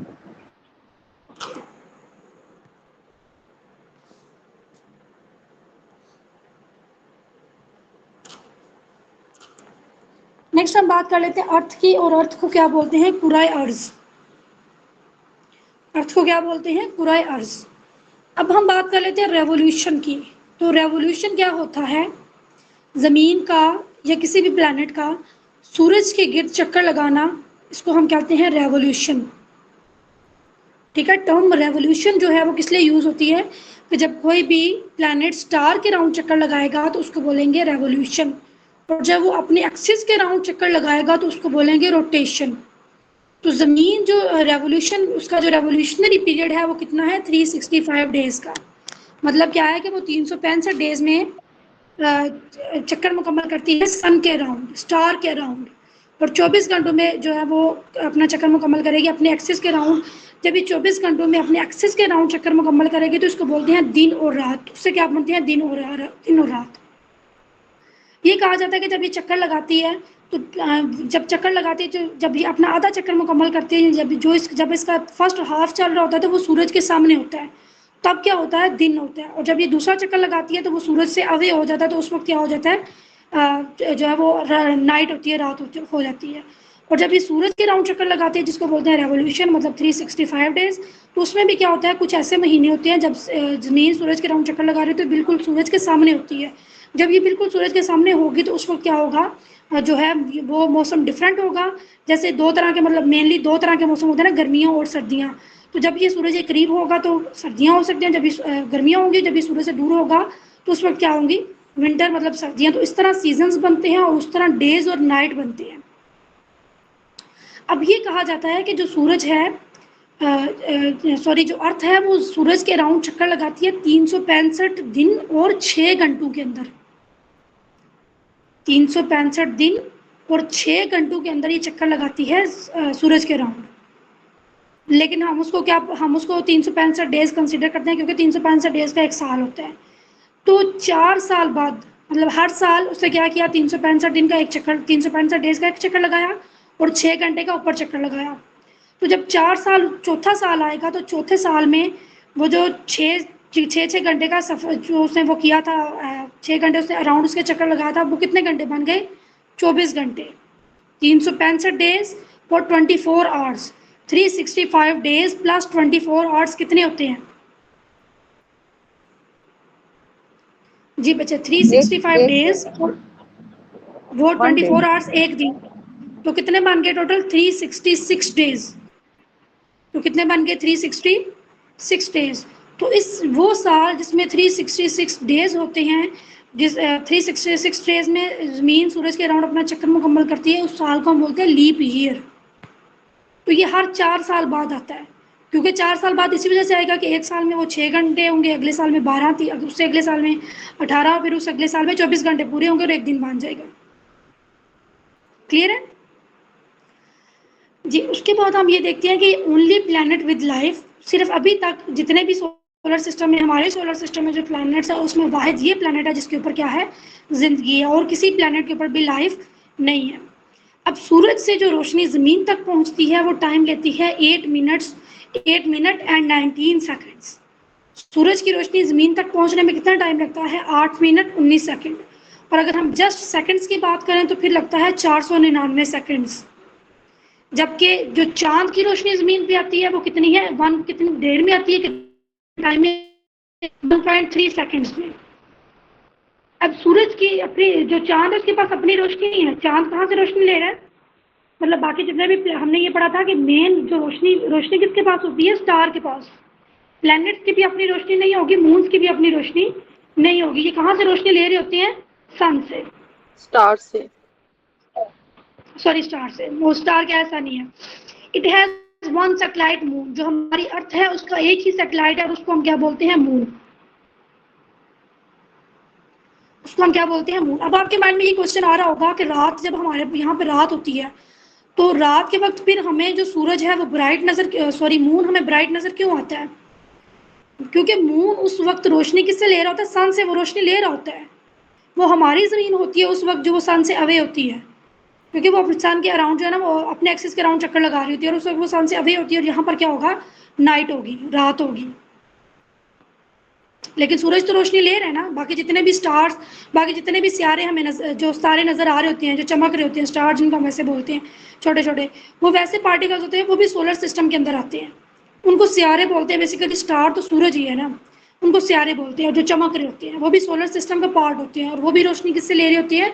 स्टार से, सन से, सूरज से। नेक्स्ट हम देख लेते हैं कि जो हमारी अर्थ है ना उसकी 5 लेयर्स हैं। उसके अराउंड जो एटमॉस्फेरिक लेयर्स हैं वो 5 है। Number 1 is troposphere, number 2 is stratosphere, number 3 is mesosphere, number 4 is thermosphere and number 5 is exosphere. अब जो ओजोन की लेयर है वो मौजूद है स्ट्रेटोस्फियर में, ये याद रख लें। ओजोन की लेयर किससे मिलकर बनती है? O3 से। ऑक्सीजन के 3 मॉलिक्यूल्स होते हैं और ये कौन सी एटमॉस्फेरिक लेयर में है? सेकंड, यानी कि स्ट्रेटोस्फियर में है। ट्रोपोस्फियर पहली है, स्ट्रेटोस्फियर दूसरी है, मीजोस्फियर तीसरी है, थर्मोस्फियर चौथी है और एक्सोस्फियर 5वीं है। ओजोन कहाँ पर है?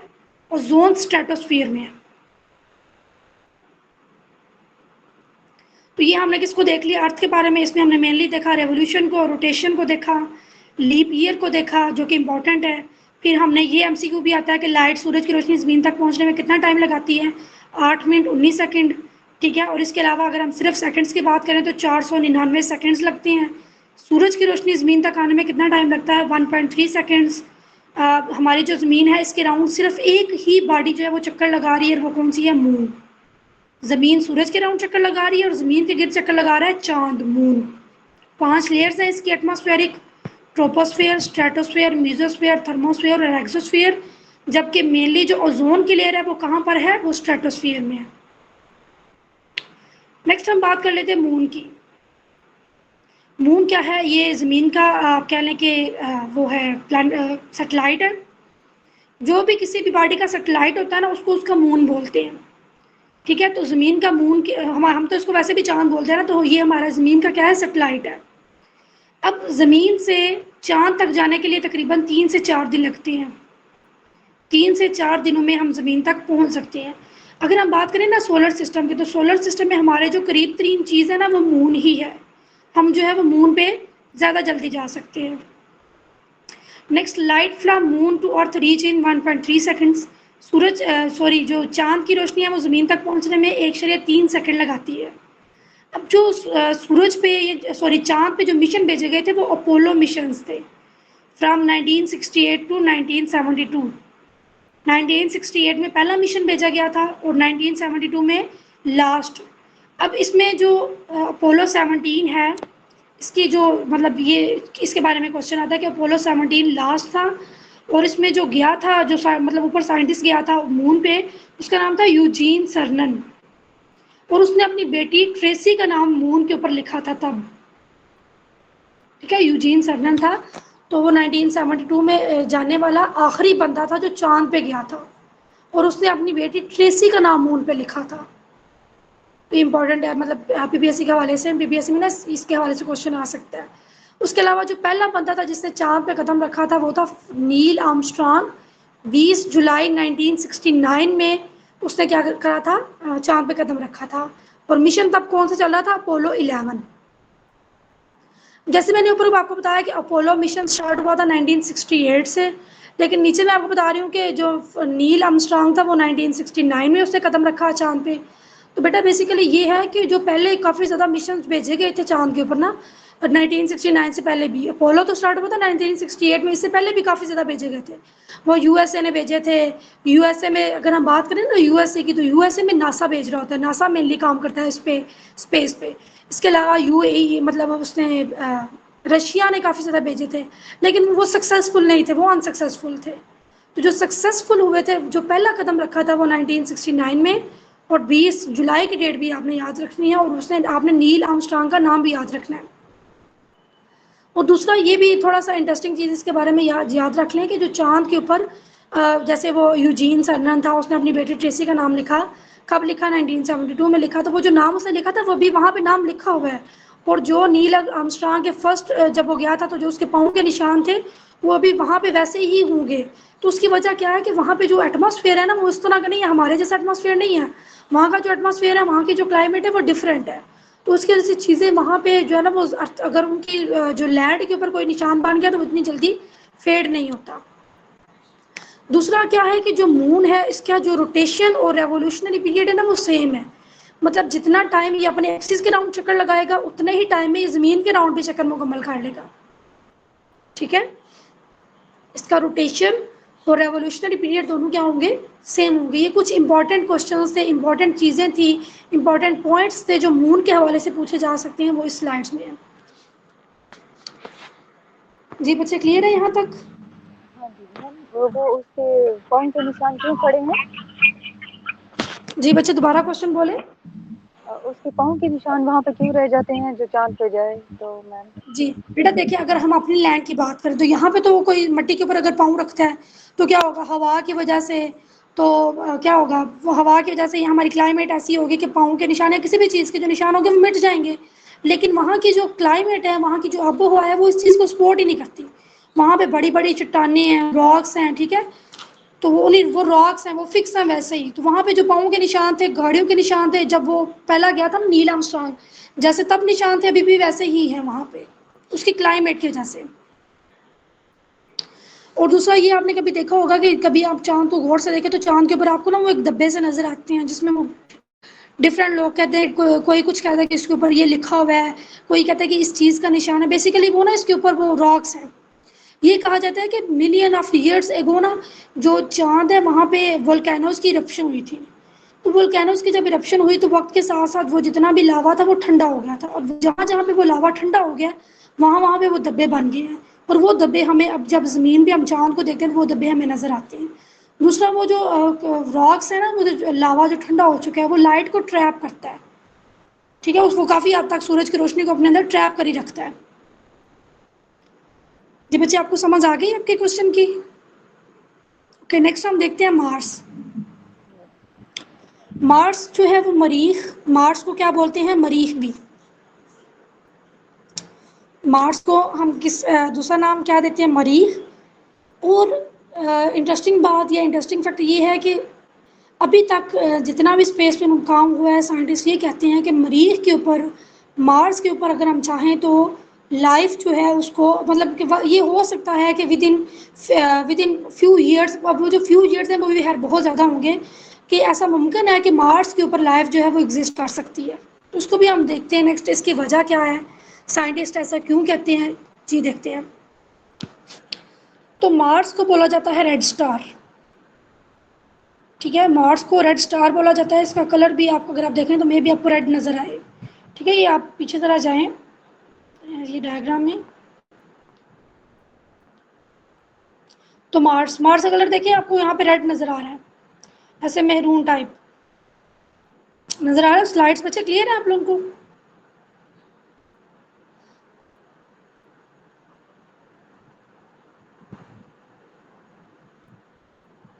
तो मार्स का जो कलर है वो रेड है ड्यू टू आयरन ऑक्साइड। इसके जो सरफेस है, जो लैंड है, वहाँ पे आयरन ऑक्साइड बहुत ज़्यादा है। 24 इसका जो डे होता है वो 24 घंटों और फ्यू मिनट्स का है। जैसे अर्थ का जो दिन है, अर्थ में जो दिन और रात है, या जो एक दिन है वो भी 24 घंटों का है, तो मरीख के ऊपर भी जो दिन और रात है वो भी 24 घंटों का ही है। इसके जैसे हमारे पोल्स के ऊपर आइस है, नॉर्थ पोल और साउथ पोल पे, तो ये कहा जाता है कि जो मार्स है उसके भी नॉर्थ पोल पे और साउथ पोल पे जो है ना वो आइस है, ठीक है। जैसे हमारा सदर्न और नॉर्दर्न पोल्स पे आइस है, इसी तरह जो मार्स है उसके भी नॉर्थ पोल पे और साउथ पोल पे आइस है, बर्फ है। तीसरी चीज़ वो ये कहती है कि जैसे ज़मीन का एक मून है और मार्स के 2 मून हैं, तो मतलब काफ़ी हद तक क्या है, मार्स में और जो ज़मीन है, अर्थ है, इनमें सिमिलैरिटी है। 24 आवर्स का डे, पोल्स के ऊपर आइस, 2 मून्स का होना, तो ये कहा जाता है कि मार्स जो है इसकी जो ये मिलता जुलता है, इसकी कैरेक्टरिस्टिक्स अर्थ से मिलती जुलती है, तो किसी ना किसी तरीके से लाइफ भी इसके ऊपर पॉसिबल हो सकती है, ठीक है। मतलब ये जो 3 पॉइंट्स मैंने आपको बताया ना, मेनली वो ये कहते हैं कि इसकी जो कैरेक्टरिस्टिक्स है, इसकी जो चीज़ें हैं, मतलब इसकी जो आप कह लें कि इसके ऊपर जो स्ट्रक्चर है लैंड का, ठीक है, वो मिलता जुलता है ज़मीन से। उसके अलावा इसका जो रोटेशन पीरियड है वो भी किससे मिलता जुलता है, ज़मीन से। तो लाइफ मार्स के ऊपर पॉसिबल हो सकती है। ये जो 3 पॉइंट्स बताए मैंने आपको बेटा, ये 3 पॉइंट्स की वजह से साइंटिस्ट कहते हैं कि जो लाइफ है वो मार्स के ऊपर पॉसिबल हो सकती है। तो मार्स के ऊपर जो मिशन भेजे गए थे वो था, जो पहले मिशन भेजा गया था वो वाइकिंग 1 और 2 था, ये नासा ने भेजा था। फिर उसके बाद नेक्स्ट उन्होंने मिशन भेजा फोनिक्स मिशन उन्होंने भेजा था। जो वाइकिंग 1 और 2 मिशन था ना, तो मतलब 2 मिशन का मतलब ये कि सैटेलाइट्स थे। जो वाइकिंग 1 और 2 सैटेलाइट्स अब उन्होंने भेजे थे तो उसने दिया था उसके लैंड के बारे में ना सारा, मतलब उसके लैंड के बारे में इंफॉर्मेशन दी थी कि मार्स के ऊपर कैसी लैंड है। तो वाइकिंग 1 और 2 के जरिए ही साइंटिस्ट को पता चला था कि वहाँ पे ना कोई वाइट सी चीज़ है, वाइट कलर उनको नज़र आया था। तो जब उनको वाइट कलर नज़र आया तो फिर उन्होंने दोबारा से, वाइकिंग की लाइफ ख़त्म हो चुकी थी, वो एक्सपायर हो चुका। तो जो फोनिक्स मिशन उन्होंने भेजा था वो ज़रा मॉडिफाई करके भेजा था और अच्छे तरीके से उन्होंने भेजा था कि वो जो फोनिक्स जब सेटेलाइट ऊपर गया था तो उसने क्या किया था, उसने जाके वहाँ पर खुदाई की थी, वो सेटेलाइट में खुदाई की थी। जब उसने खुदाई की तो जो ऊपर से मिट्टी पीछे हुई तो नीचे जो था वो आइस थी। फिर उस जो फोनिक्स था, जो सैटेलाइट्स था, उसके अंदर ऐसा उन्होंने सिस्टम रखा हुआ था कि उस फोनिक्स ने क्या किया, उस मिट्टी की और वो जो आइस थी उसके टेस्ट किए वहाँ पे सैटेलाइट में ही टेस्ट परफॉर्म हुए, जिससे उनको पता चला था कि वो आइस कोई और वाइट कार्बन मोनोऑक्साइड नहीं बल्कि वो वाटर है, क्योंकि जो आइस है वो कार्बन मोनोऑक्साइड भी हो सकती है। तो जब वहाँ पे उन्होंने उसमें फोनिक्स में टेस्ट हुए, वो जो आइस थी उससे वेपर्स बने, तो फिर साइंटिस्ट को रियलाइज़ हुआ कि अब मार्स के ऊपर पानी मौजूद है। तो अगर मार्स के ऊपर पानी मौजूद है, इसके अलावा कुछ और भी इसकी ऐसी कैरेक्टरिस्टिक्स है जो ज़मीन से मिलती जुलती हैं, तो इसका मतलब क्या है कि जो लाइफ है वो मार्स के ऊपर पॉसिबल हो सकती है। क्लियर है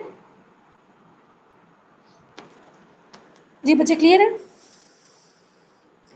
जी मैम। ओके, नेक्स्ट है national aeronautics and space administration. ये थोड़ी सी नासा के बारे में है कि नासा जो है वो सबसे पहले कब स्टार्ट हुआ था, तो ये 1 अक्टूबर 1958 में यूएसए मतलब अमेरिका ने इसको स्टार्ट किया था। तो अभी जितनी भी मोस्टली जो स्टडी होती है स्पेस पे वो नासा करती है। इसके अलावा स्पेस एक्स जो एजेंसी है जो कि उसने एलन मस्क ने बनाई हुई है, वो भी स्पेस पे काम करती है। इसके अलावा यूएई के अंदर भी कुछ स्पेस की एजेंसीज हैं जो काम करती है स्पेस के ऊपर। रशिया में भी है, लेकिन सबसे ज़्यादा जो काम करती है वो नासा है। सबसे ज़्यादा काम कौन करती है? नासा। और ये कब स्टार्ट हुई थी? 1 अक्टूबर 1958 में। तो why there could be a life on Mars, तो इसका आंसर फिर आपको समझ आ गई, जितने भी मैंने आपको यही है। ये ज़रा देखें, लेफ्ट साइड पे आपको नज़र आ रहा है फोनिक्स, ये जो सेटेलाइट उन्होंने बाद में भेजा था, और वाइकिंग जो राइट साइड पे, ये वाइकिंग है, ठीक है, ये वाइकिंग है, और ये जो है ये फोनिक्स है, सेटेलाइट्स जो भेजे गए थे। सेटेलाइट्स कैसे काम करते हैं? डीप स्पेस नेटवर्किंग के ज़रिए काम करते हैं। और सेटेलाइट्स को मेनली कौन भेज रहा है? नासा भेज रहा है। और नासा कब स्टार्ट हुआ था? 1 अक्टूबर 1958 में। और किसने स्टार्ट किया था? अमेरिका ने, यूएसए ने। नेक्स्ट हम बात कर लेते हैं जुपिटर की। इसको मछली बोलते हैं, ये लार्जेस्ट प्लैनेट है और सबसे हैवी है। ये कहा जाता है कि अगर हम हमारी जो जितने भी प्लैनेट्स हैं, इन सारे प्लैनेट्स को अगर हम इकट्ठा भी कर लें, उनका वेट कम होगा और जुपिटर का वेट ज़्यादा होगा, ठीक है। जो जुपिटर है ये गैसियस प्लैनेट है। जैसे हमने स्टार्ट में पढ़ा था, टोटल 8 प्लैनेट हैं, जिनमें 4 क्या हैं? टेरेस्ट्रियल प्लैनेट्स हैं, और जो 4 प्लैनेट्स हैं वो गैसियस प्लैनेट्स हैं। और वो जो 4 प्लैनेट्स हैं वो अब हम पढ़ने जा रहे हैं, जिनमें पहले नंबर पे हमारे पास कौन सा आता है? जुपिटर। 11 टाइम्स बिगर देन अर्थ, ये ज़मीन से 11 गुना बड़ा है। स्मॉलेस्ट डे, इसमें जो दिन होता है वो सबसे छोटा दिन होता है। स्मॉलेस्ट डे 10 घंटों का दिन होता है। स्मॉलेस्ट प्लैनेट कौन सा है? मरकरी।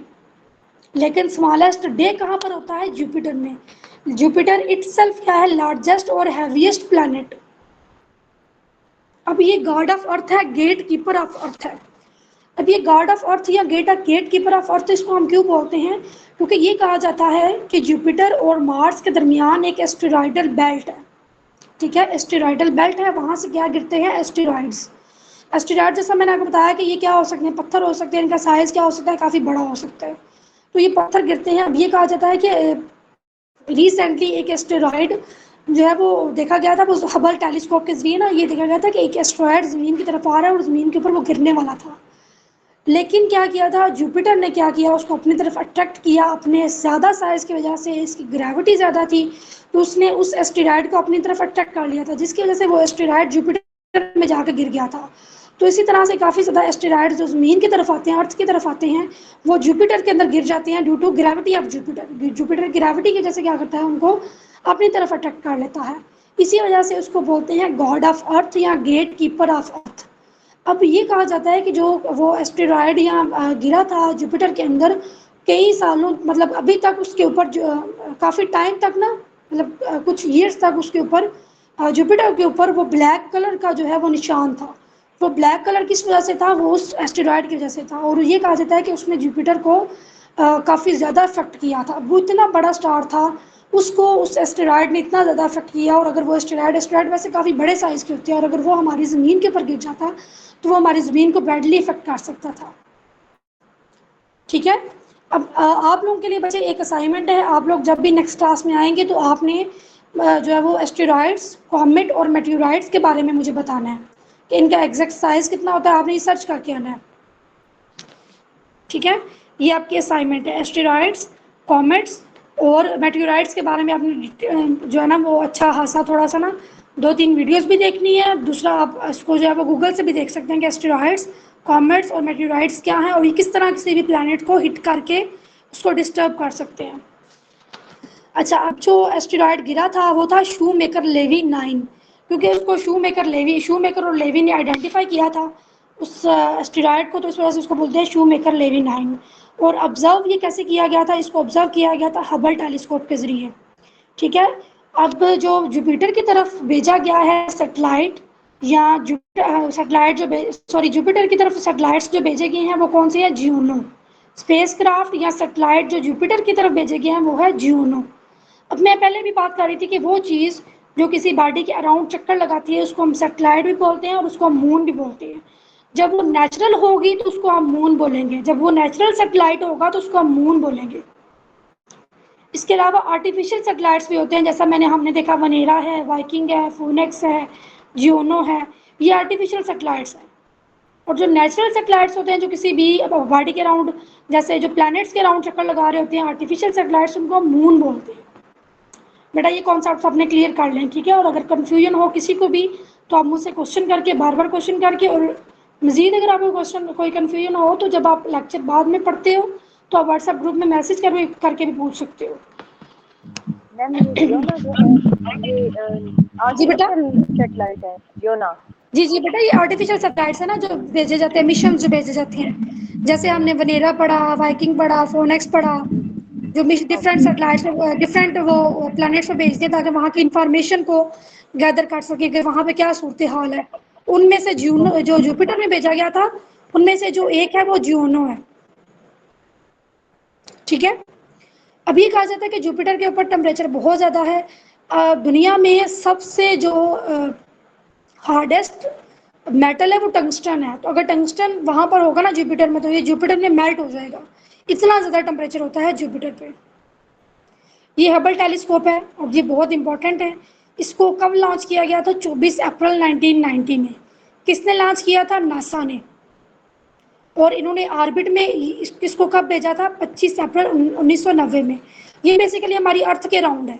जो हबल टेलीस्कोप है ना, ये हमारी अर्थ के राउंड है और उसके जो स्पेस से कोई चीज़ वगैरह आ रही होती है, कोई भी चीज़ जो उसके बारे में इंफॉर्मेशन देता है। इसके अलावा जब ये स्पेस से हमारी अर्थ का व्यू कैसा है वो भी हबल टेलीस्कोप से देखा जा सकता है। ये कब लॉन्च हुई थी इसकी डेट याद रख लें, 24 अप्रैल 1990 में। और इसको ऑर्बिट में कब भेजा गया? 25 अप्रैल 1990 में। अब ऑर्बिट क्या है? ऑर्बिट जब ये हमारे अर्थ के अराउंड चक्कर लगाएगी तो जैसे ये इस चक्कर लगाएगी टेलीस्कोप तो ये ऑर्बिट बनाएगी। भेजा किसने था? नासा ने। नासा की फुल फॉर्म क्या है? National aeronautics and space administration. और ये कब हुआ था लॉन्च? नासा कब स्टार्ट हुआ था? 1 अक्टूबर 1958 में। नेक्स्ट हम बात कर लेते हैं सैटर्न की। इसको ज़हल बोलते हैं। ये सेकंड लार्जेस्ट है। फर्स्ट लार्जेस्ट प्लैनेट कौन सा है? जुपिटर। सेकंड लार्जेस्ट प्लैनेट कौन सा है? सैटर्न। और इसके अलावा ये कहा जाता है कि इसके अराउंड एक क्लियर रिंग होती है। ठीक है, क्लियर रिंग होती है जो नज़र आती है। अब वो क्लियर रिंग किसकी हो सकती है? क्योंकि सोलर सिस्टम में है तो वो डस्ट की हो सकती है, गैसियस पार्टिकल्स की हो सकती है। ठीक है, वो रिंग। अब जो सैटर्न है इसके कितने मून हैं? इसके 146। मतलब इसके जो नेचुरल सैटेलाइट्स हैं वो कितने हैं? 146। और नेचुरल सैटेलाइट्स को हम क्या बोलते हैं? मून। नेचुरल बॉडीज हैं जो इसके अराउंड चक्कर लगा रही हैं वो है 146।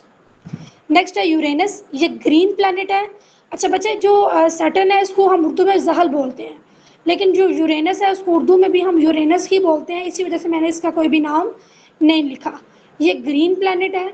और वीनस हमने देखा था, वीनस जो है वो वेस्ट टू ईस्ट मूव करता है और उसकी जो रोटेशन है वो क्लॉकवाइज है। तो यूरेनस की मूवमेंट भी क्या है? वेस्ट टू ईस्ट, और ये क्लॉकवाइज है। और ये सेकेंड लास्ट प्लैनेट है। लास्ट प्लैनेट नेपच्यून है और नेपच्यून से पहले कौन सा है? यूरेनस। और इसका कलर क्या है? ग्रीन। नेक्स्ट हम बात कर लेते हैं नेपच्यून की। नेपच्यून में जो ईयर होता है ना, ये लार्जेस्ट ईयर होता है।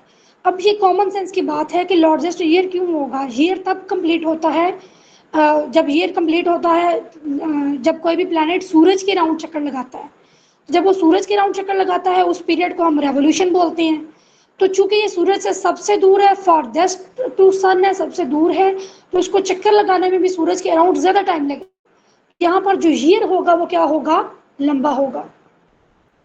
इसके अलावा चूंकि ये दूर है तो सूरज की रोशनी भी इस तक इतनी ज़्यादा नहीं पहुँचती, इस वजह से इसको डार्केस्ट प्लैनेट। अब ये नहीं कि यहाँ पर रोशनी नहीं पहुँचती, रोशनी पहुँचती है, लेकिन दूसरे प्लैनेट्स की निस्बत रोशनी कम पहुँचेगी, इस वजह से इसको डार्केस्ट प्लैनेट बोलेंगे। ये नहीं होगा कि वहाँ पे अंधेरा होगा। ठीक है, चीज़ भी याद रखनी बेटा। उसके अलावा जो यहाँ पर मून्स हैं, जो यहाँ पे नेचुरल सैटेलाइट्स हैं वो कितने हैं? 14।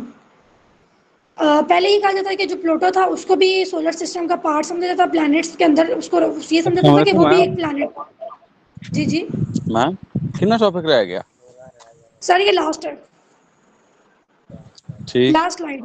जी सर, प्लूटो को भी पहले जो है ना इसके अंदर रखा गया था, फिर बाद में 2006 में प्लूटो को इससे निकाल कर कुइपर बेल्ट में रख दिया गया था। कुइपर बेल्ट क्या है? वो एक तरह का बेल्ट है, उसके अंदर जितने भी ड्वार्फ प्लैनेट, हमने पढ़े ना कि हमारे सोलर सिस्टम में 5 ड्वार्फ प्लैनेट है जिसमें एक प्लूटो है और बाकी 4 और हैं, तो ये कुइपर बेल्ट में आते हैं।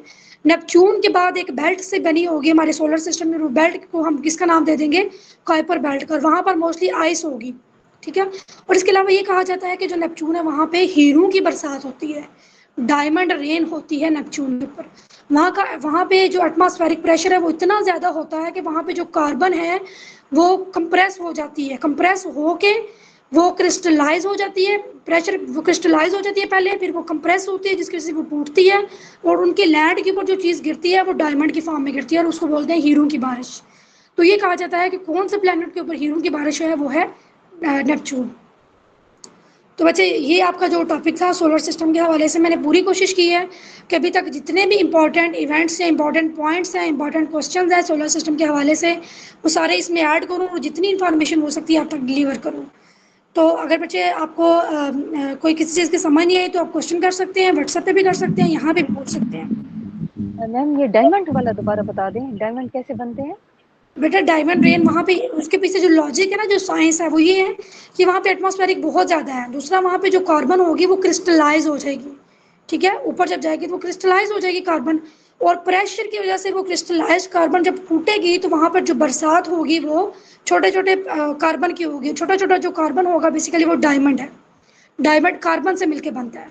एक चीज़ होती है पत्थर, पत्थर और चीज़ है, कार्बन और चीज़ है। जो डायमंड है, जो हीरा है, वो नेचर में क्या होता है, कार्बन इन नेचर होता है। तो ये कहा जाता है कि नेपच्यून के ऊपर जो डायमंड रेन होती है, जैसे वीनस के ऊपर हमने देखा कि वहाँ पे सल्फ्यूरिक एसिड की बारिश होती है, एसिडिक रेन होती है, तो इसी तरह नेपच्यून के ऊपर जो बारिश होती है वो डायमंड्स की बारिश होती है। इस तरह एक और क्वेश्चन भी है कि कौन सा ऐसा सियारा है कि अगर वो जुपिटर ना हो, सॉरी वो अगर सन ना होता, तो बेसिकली मतलब अगर वो जुपिटर ना होता तो वो सन होता, वो बेसिकली जुपिटर ही है। कि अगर वो, उसका क्वेश्चन ये है कि कौन सा ऐसा सियारा है जो अगर प्लैनेट ना होता तो स्टार होता, तो वो कौन है, जुपिटर। वो प्लैनेट है अभी, और अगर वो प्लैनेट ना होता तो वो स्टार होता, और सबसे बड़ा भी है, हैवीएस्ट भी है। ठीक है बच्चे, आपका यहाँ तक जो है आपका लेक्चर यही था, और अगर कोई क्वेश्चन है तो आप पूछ सकते हैं। Anyone please.